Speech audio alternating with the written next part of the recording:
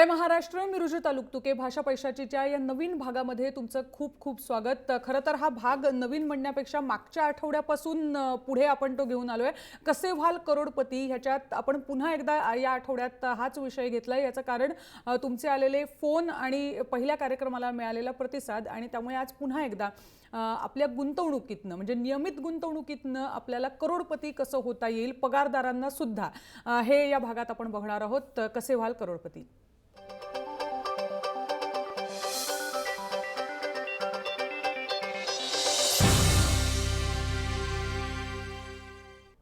सांगण्याचा हेतू हाच आहे, हा विषय निवडण्याचा हेतू हा आहे की आपल्या नियमित गुंतवणुकीतनं काही जर शिस्त आपण लावून घेतली स्वतःला, तर आपले पैसे मिळकतीचे, आपल्या मिळकतीचे पैसे हे आपण वाढवू शकतो. आणि हेच सांगण्यासाठी या कार्यक्रमाचा उद्देश आहे. आज आपल्याबरोबर साहिल शेख आलेले आहेत, जे प्रुडंट म्युच्युअल फंड कंपनीमध्ये सिनियर मॅनेजर आहेत, आणि त्यामुळे आपल्याला भरपूर साऱ्या गुंतवणुकीचे च्या संधी आणि त्याविषयीचे सल्ले आजच्या कार्यक्रमाच्या माध्यमातून ते देणार आहेत. सर, खूप खूप स्वागत आहे तुमचं भाषा पैशाच्या. Thank you. First of all, thank you. You have given to me this type of opportunity. Basically, जसं बघितलं आपण कसे व्हाल करोडपती, एक साधंच एक्झाम्पल आहेत की जर तुम्ही रेग्युलर बेसिसवर SIP सपोज करता आहेत, तर त्या टायमाला म्हणजे समजा तुम्हाला SIP तुम्हाला लॉंग टर्मसाठी करायला पाहिजे.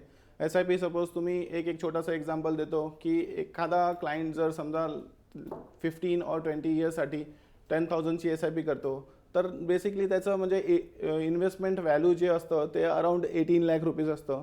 आणि 18 लाख्सवर त्याचं ते वेल्थ जे क्रिएट झालेलं आहे ते अराउंड 1 CR झालेलं आहे. अशा बऱ्याचशा कंपनी आहेत म्युच्युअल फंडमध्ये की ज्यांनी चांगल्या प्रकारे रिटर्न दिलेले आहेत. रोजच्या तुमच्या जीवनामध्ये तुम्ही बघितलंय की 15-20 वर्षांच्या गुंतवणुकीनंतर तुम्ही खरोखर करोडपती होऊ शकता. Yes, exactly. तर हा एक भाग झाला की आपण हा विश्वास आपण प्रेक्षकांना देतोय की तुम्ही सुद्धा करोडपती होऊ शकता. पण काय वेगवेगळी गुंतवणुकीची साधनं आहेत, इन्स्ट्रुमेंट्स आहेत ज्याला आपण म्हणतो, की ज्यात गुंतवणूक करून तुम्ही हे उद्दिष्ट साध्य करू शकता. वेगवेगळे जे इन्स्ट्रुमेंट्स तर आहे मार्केटमध्ये, पण कसं असतं की बेसिकली क्लायंटला काय पाहिजे, लाईक म्हणजे क्लायंटच्या गरज, नीड्स काय आहेत, त्याला म्हणजे शॉर्ट टर्मसाठी इन्व्हेस्टमेंट करायचे, रिस्क किती आहे क्लायंटचं, ते सगळ्या प्रकारचं म्हणजे बघावं लागतं. सपोज क्लायंट आहे, त्याला जर 2 इयर्स 3 इयर्स 4 इयर्ससाठी जर इन्व्हेस्टमेंट करायचं आहे, तर त्या टायमाला आपण म्युच्युअल फंड्समध्ये ओन्ली इक्विटीमध्ये इन्व्हेस्टमेंट नाही देऊ शकत. त्याला लिक्विड्स आहेत अँड डेट फंड्स आहेत, अगेन बॅलन्स फंड आहेत. तर या प्रकारचं त्यांना आपण हे प्रोडक्ट देऊ शकतो की त्याचं शॉर्ट टर्म जे नीड्स आहेत ते नीड्स तिथून क्रिएट होऊ शकतात. पण लॉंग टर्म जर सांगायचं असलं तर आपल्याला करोडपती जो आजचा पॉईंट आहे त्या पॉईंट्सवर मी असं बोलू शकतो की करोडपती जर व्हायचं आहे तर सर्वात महत्त्वाची गोष्ट आहे की आपल्याला करोडपती होऊ शकतो आपण through the SIP. And one time investment through also आपण होऊ शकतो करोडपती. पण बेसिकली आपल्याजवळ किती अमाऊंट आहेत, किती अमाऊंट्स म्हणजे समजा आपण कोणत्या प्रकारचं कोणत्या इन्स्ट्रुमेंट्समध्ये आपण इन्व्हेस्टमेंट करतो आहे ते खूप महत्त्वाचं असतं. जर मी एक्झाम्पल द्यायला जर गेलो तर सपोज आता आज माझ्याजवळ 10 लाख रुपीज आहेत आणि मला 1 CR पाहिजे नेक्स्ट 15 इयर्समध्ये, आणि मी ते जे 10 लाख्स आहेत ते जर मी समजा लिक्विडमध्ये इन्व्हेस्टमेंट केलं तर मी माझं 10 लाखचे 1 CR नाही होणार. तेच जर मी एक व्यवस्थित प्रमाणे 2 लाख रुपये 5 कॅटेगरीमध्ये डिवाइड करून, large cap 2 lakhs, mid cap 2 lakhs and small cap 2 lakhs and balance 2 lakhs and debt 2 lakhs असे मी डिवाइड करून large cap, mid cap, small कॅपमध्ये केलेत, तर माझं ॲव्हरेज रिटर्न जर म्हणजे लास्ट हिस्टोरिकल डेटा बेसिसवर मी असं बोलू शकतो की जर मार्केटने 15% रिटर्न ॲव्हरेज रिटर्न दिलेले आहेत, तर त्याप्रमाणे आपण 15% ॲव्हरेज रिटर्न्सच्या अंदाजेनुसार आपण एक चांगल्या प्रकारे म्हणजे वेल्थ आपलं क्रिएट करू शकतो. खरं थोडक्यात म्हणजे अभ्यासपूर्ण केलेली गुंतवणूक, आणि दुसरं म्हणजे त्यामधलं डायव्हर्सिफिकेशन, गुंतवणुकीतली विविधता.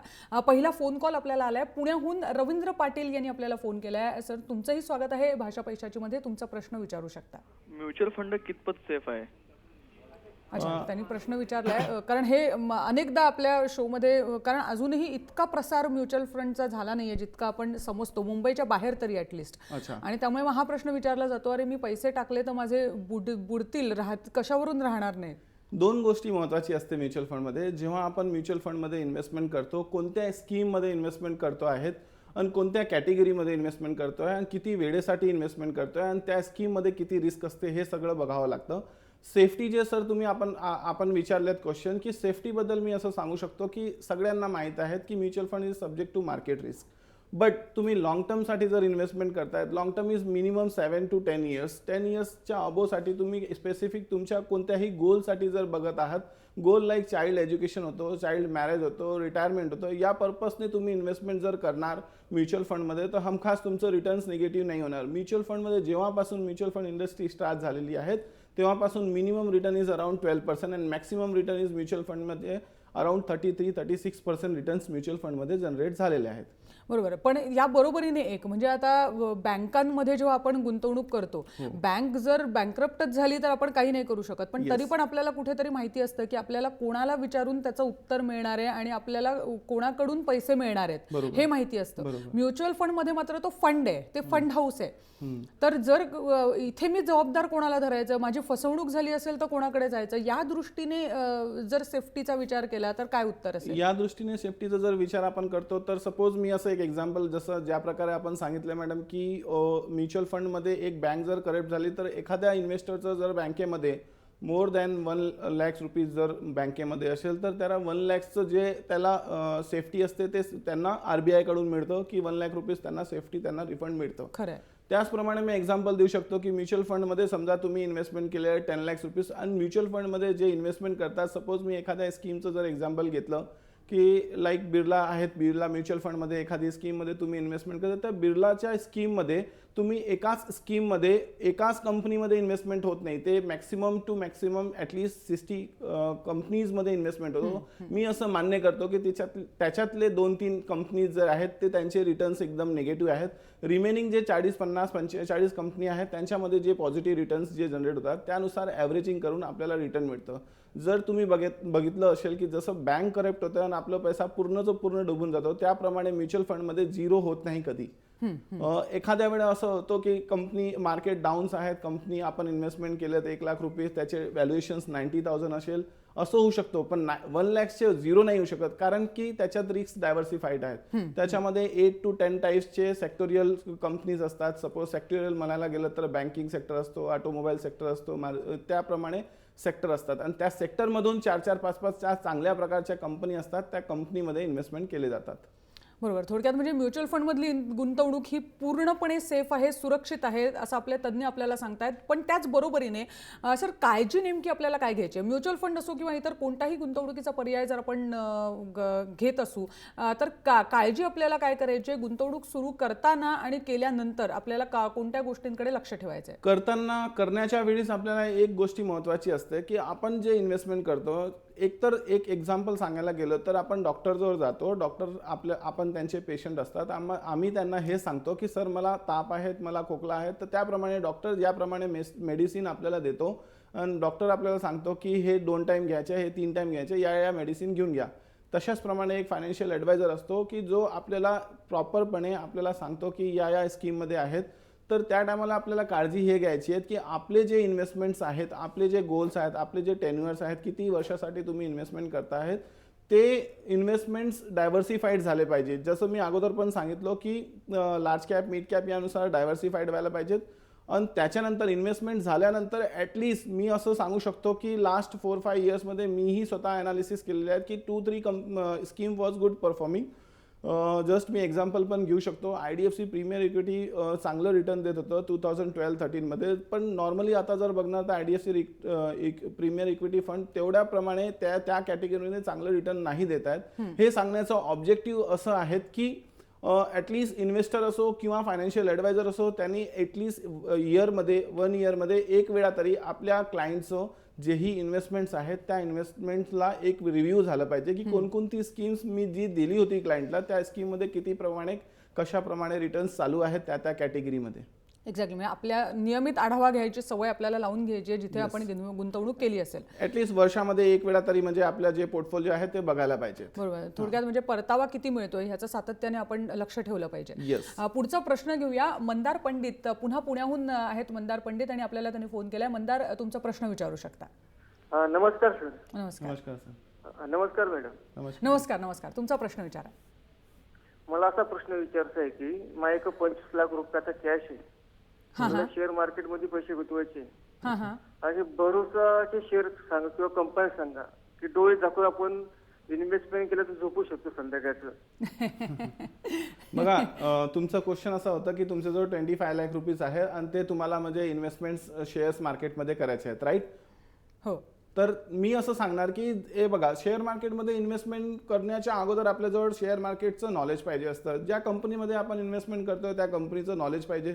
ती कंपनी किती रिटर्न्स देणार, ते कंपनीचं टेक्निकल इश्यूज काय आहेत, फंडामेंटल ॲनालिसिस काय आहेत ते आपल्याला माहीत नसतं. आणि आपण डिरेक्टली जेव्हा शेअर मार्केटमध्ये जेव्हा इन्व्हेस्टमेंट करतो तेव्हा आपल्या फंड जे व्हॅल्यू आहे 25 लॅक्स तुम्ही जे इन्व्हेस्टमेंट करणार कदाचित ते डाऊन पण होऊ शकतात. तेच आपल्याजवळ नॉलेज नसल्यामुळे आणि आपण डायरेक्ट शेअर मार्केटमध्ये इन्व्हेस्टमेंट करतो आणि आपले पैसे तिथे लॉसमध्ये जातात. ते न करता आपल्याला म्युच्युअल फंड थ्रू केले पाहिजेत. का? कारण की म्युच्युअल फंडमध्ये फंड मॅनेजर असतात, ॲनालिस्ट असतात की ते ज्या कंपनीचे शेअर्स बाय करतात त्या कंपनीला फंडामेंटली अँड टेक्निकली प्रॉपरपणे ते एक स्टडी करतात. त्यानंतर ते त्या कंपनीच्या शेअर्स बाय करतात. तर त्यामुळे माझं असं सजेशन आहे की सपोज तुमच्याजवळ 25 लाख रुपीज आहे तर तुम्ही 25 लाख रुपीज किती वर्षासाठी इन्व्हेस्टमेंट करताय ते महत्त्वाचं आहे. जर तुम्ही लॉंग टर्मसाठी इन्व्हेस्टमेंट करताय तर मी अगोदरच पण सांगितलं की large cap, mid cap, small cap and balance आणि एक डेट फंड असे 5-5 लाख करून 5 स्कीममध्ये चांगल्या 5 कंपनी जे टॉप 10 कंपनीज आहेत त्या कंपनीमध्ये इन्व्हेस्टमेंट करू शकतात. तुमच्यासाठी सल्ला हा असेल की शेअर मार्केटपेक्षा म्युच्युअल फंडचा मार्ग तुम्ही जरूर चोखाळा. जर यापूर्वी तुम्हाला शेअर मार्केटमध्ये गुंतवणुकीचा अनुभव असेल तर काही हिस्सा हा शेअर मार्केटमध्ये टाकायला जरूर हरकत नाही. पण त्यासाठी अभ्यास आणि तो स्वतःच्या जबाबदारीवर केलेला अभ्यास हा खूप आणि अत्यंत महत्त्वाचा आहे. कुणाची टिप ही दरवेळी चालतेच असं नाही. आणि सगळ्यात महत्त्वाचं, तुम्हाला जे संध्याकाळी चांगली झोप हवी आहे त्या दृष्टीने म्युच्युअल फंड हा सर्वोत्तम पर्याय आहे, एवढं नक्की. चेतन बिलारे पुन्हा एकदा पुण्याहून, आज पुण्याला आपले खूप सारे प्रेक्षक आहेत असं दिसतंय. चेतन बिलारे पुण्याहून आपल्याशी जोडले गेलेत. चेतन, तुमचा प्रश्न विचारा. हा, नमस्कार. नमस्कार. माझा प्रश्न असा होता की माझ्याकडे 5 लाख रुपये आहेत, मंथली रिटर्नच्या दृष्टीने कुठे गुंतवणूक करू शकतो मी? सर, तुमचं पहिलं वाक्य कळलं नाही, काय म्हणताय तुम्ही? माझ्याकडे 5 लाख रुपये आहेत, इन्व्हेस्टमेंट मी मला मंथली रिटर्न पाहिजे, तर मी कुठे करू शकतो? तुम्ही योग्य ठिकाणी फोन केलाय सर. ॲक्च्युली मंथली तुम्हाला किती अमाऊंट्स पाहिजे ते महत्त्वाचं आहे.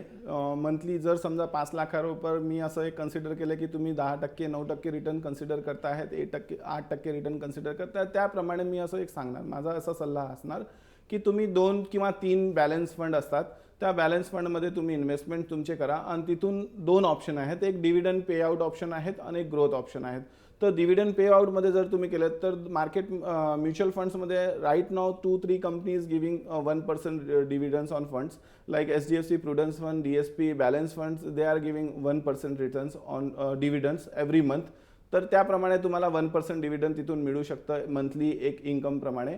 आणि जर समजा तुम्हाला डिव्हिडंड नाही घ्यायचे आहेत तर तुम्ही ग्रोथमध्ये टाकताय तर दुसरा ऑप्शन असतो तिथे SWP. तर SWPच्या माध्यमाने तुम्ही तिथून पैसे ॲटलिस्ट, मी असं माझं एक सजेशन असेल की तुम्ही 8%च्या अबो तुम्ही घेऊ नका. कारण की त्याचा एक सल्ला असा आहे की समजा तुम्ही 10% घेतल्यात तर बॅलन्स फंडमध्ये समजा मी असं गृहीत धरतो की 12% रिटर्न जनरेट झालेत की एखाद्या वर्षी 9% होतील, एखाद्या वर्षी 10% होतील, तर तुम्ही 10% पूर्णचे पूर्ण जर जेव्हा SWP किंवा डिव्हिडंडच्या माध्यमाने घेणार तर त्याच्यात होणार असं की तुमचं जे फंडचे ॲप्रिशिएशन व्हायचं आहे ते ॲप्रिशिएशन राहून जाईल. फक्त तुम्हाला त्याच्यावर जे ॲडिशनल्स अमाऊंट जनरेट होत आहेत तेच तुम्हाला मिळेल. तर माझा असा सल्ला असणार की 8% पर्यंत तुम्ही तिथे SWP किंवा डिव्हिडंडच्या माध्यमाने तुम्ही पैसे घ्या की तुमचं फंडची ॲप्रिशिएशन पण व्हायला पाहिजे.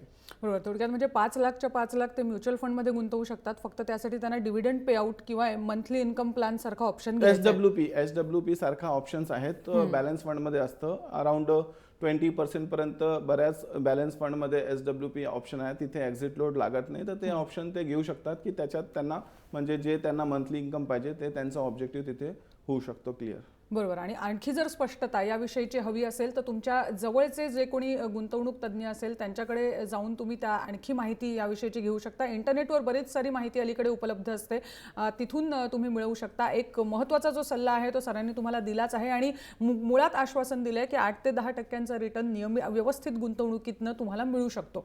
एक छोटासा ब्रेक घ्यायची वेळ आली आहे. ब्रेक घेऊन लगेच परत येणार आहोत. एक प्रेक्षक थांबलेत आपल्यासाठी फोन लाईनवर. लगेच परत येणार आहोत. पाहत रहा जय महाराष्ट्र.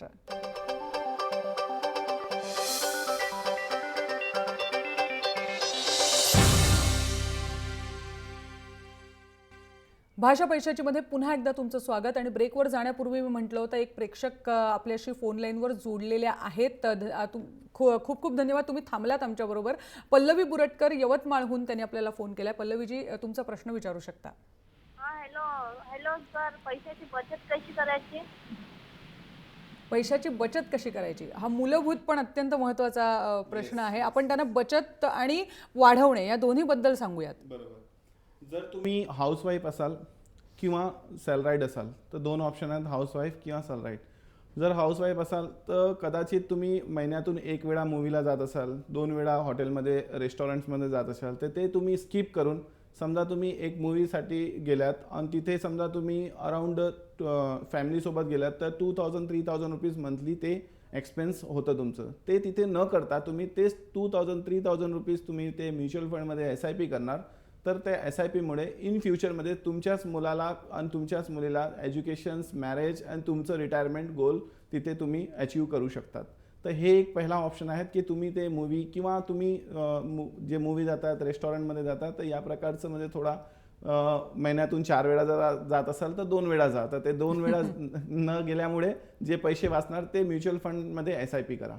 अगदी खरं. आणि आपण त्याचबरोबर त्यांना हेही सांगूया की हे जे 2000 रुपये त्या वाचवणार आहेत त्या 2000 मधनं तुम्ही 4 सिप सुरू करू शकता. येस, 500चे 4 शिप तुम्ही सुरू करू शकतात की ते म्हणजे तुमचं डायव्हर्सिफिकेशन पण होऊन जाणार, रिटर्न पण चांगले मिळणार, तर ते तुमचं चांगल्या प्रकारे रिटर्न फ्युचरमध्ये जनरेट होणार. बरोबर. कारण कदाचित असं वाटू शकतं की 2000 वाचवून मी काय करणार आहे नाही. हे 2000 पुन्हा गुंतवून तुम्ही एक मोठी रक्कम ही तुमच्या पुढच्या आयुष्यासाठी जमा करू शकणार आहात. हा संदेश यातनं द्यायचा होता. विवेक वझे ठाण्याहून त्यांनी फोन केला आपल्याला. विवेकजी, तुमचा प्रश्न विचारू शकता. नमस्कार. नमस्कार. मी असं विचारू इच्छितो की ज्याप्रमाणे इक्विटीचे म्युच्युअल फंड आहेत तसे रिअल इस्टेटमध्ये कुठले म्युच्युअल फंड निघाले आहेत का, म्हणजे युनिट वाईज? नाही, त्या प्रकारचं कोणताही इन्व्हेस्टमेंट रिअल इस्टेटमध्ये राईट नाव तरी नाही आहे. मग ते डायरेक्ट रिअल इस्टेट म्हणतात? नाही, डायरेक्ट रिअल इस्टेटमध्ये ज्याप्रमाणे त्यांचं सांगायचं होतं की इक्विटीमध्ये म्युच्युअल फंड्स आहेत की लाईक 40-50 सारखं, तर त्याप्रमाणे म्युच्युअल फंडमध्ये सध्या तरी रिअल इस्टेटमध्ये नाही आहेत. बरोबर.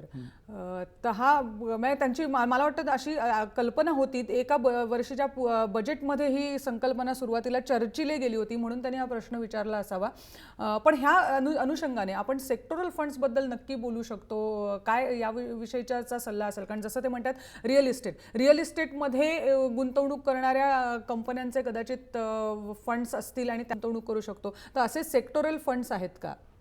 सेक्टोरियल फंड्समध्ये तुम्ही बघू शकतात की म्हणजे लाईक डिपेंड्स करतं की म्हणजे समजा जी कंपनी असेल किंवा त्या कंपनी सेक्टर वाईज असतात, तर त्या सेक्टोरियल फंडमध्ये तुम्ही डायरेक्ट इन्व्हेस्टमेंट. पण आणि अशा कोणते सेक्टर्स अवेलेबल आहेत तिथे? बेसिकली जर बऱ्याच प्रकारचे सेक्टोरियल फंड्स आहेत. मी असं सांगणार की रिअल इस्टेटमध्ये आता तरी म्हणजे समजा 3 इयर्स 5 इयर्ससाठी रिटर्न्स तुम्ही बघणार तर कमी मिळणार. त्याच्यापेक्षा म्हणजे सेक्टोरियल फंड्स आहेत की ऑटोमोबाईल सेक्टर्स आहे, बँकिंग सेक्टर चांगल्या प्रकारे रिटर्न्स देत आहेत. पण तरी पण मी सेक्टर फंडमध्ये कोणालाही सजेस्ट करत नाही, कारण की तिथे रिस्क जास्त असतं. त्यामुळे माझं सजेशन कधीही नेहमी असतो की म्हणजे तुम्ही लार्ज कॅप, मिड कॅपनुसार तुम्ही तुमचं इन्व्हेस्टमेंट करा. सेक्टोरियल फंडमध्ये न जाता इथेही रिटर्न तुम्हाला चांगलं जनरेट होऊ शकतं. खरं. किरण मंत्री पुण्याहून आपल्याला त्यांनी फोन केलाय. किरणजी, तुमचा प्रश्न काय आहे? नमस्कार मॅडम. नमस्कार. मी 2006 मध्ये SBI ब्ल्यू चिप डिव्हिडंड मध्ये 20,000 गुंतवले होते. तर आता त्यात मला डिव्हिडंड मिळाला, पण त्यात कंटिन्यू करू का दुसऱ्याच्यात शिफ्ट करू म्युच्युअल फंडात? म्हणजे फायदेशीर आहे का त्यात राहणं? हो, सर तुम्हाला सांगतीलच. तिथे जर समजा तुम्हाला डिव्हिडंड जे मिळत आहेत ते जर डिव्हिडंडची गरज नसेल तर तुम्ही ग्रोथ ऑप्शन घ्या.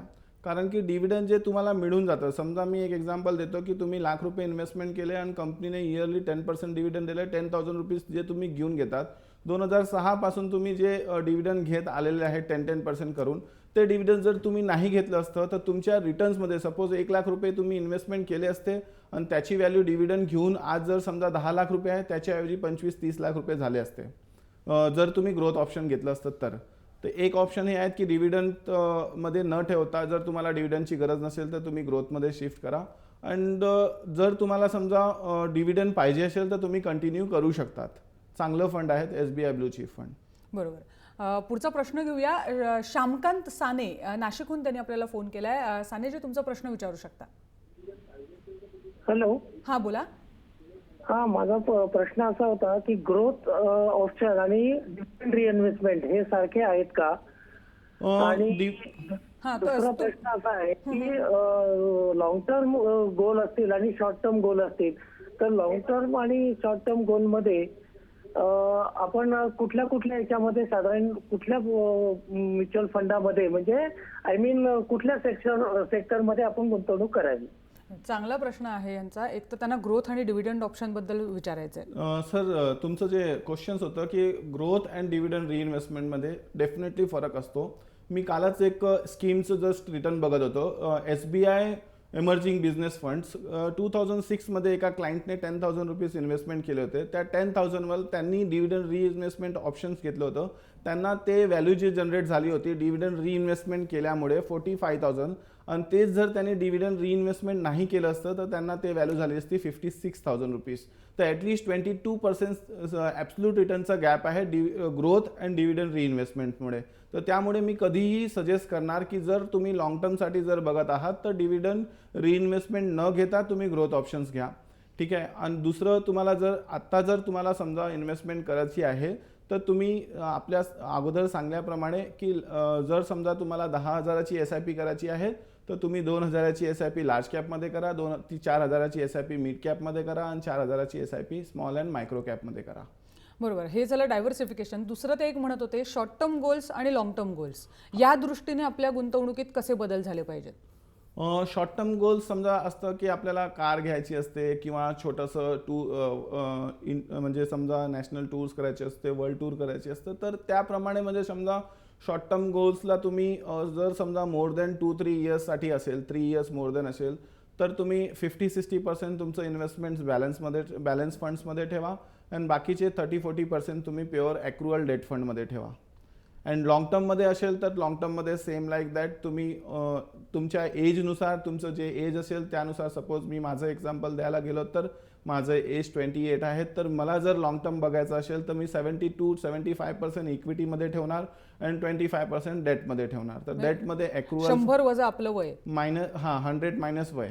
येस, बरोबर. ह्या साधारण गणित आहे ज्यातनं तुम्ही पर्याय निवडू शकता. तेवढी म्हणजे बेसिकली तेवढी जोखीम तुम्ही घेऊ शकता.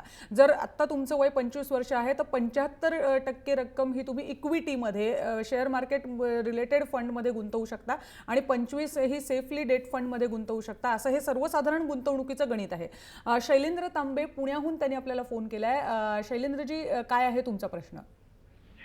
माझा प्रश्न असा आहे की मी आतापर्यंत म्युच्युअल फंडामध्ये कुठेच इन्व्हेस्टमेंट केली नाही. मी आता मला 10,000 रुपये मंथली मला गुंतवायचे आहे, तर मी ते कसे काय गुंतवू?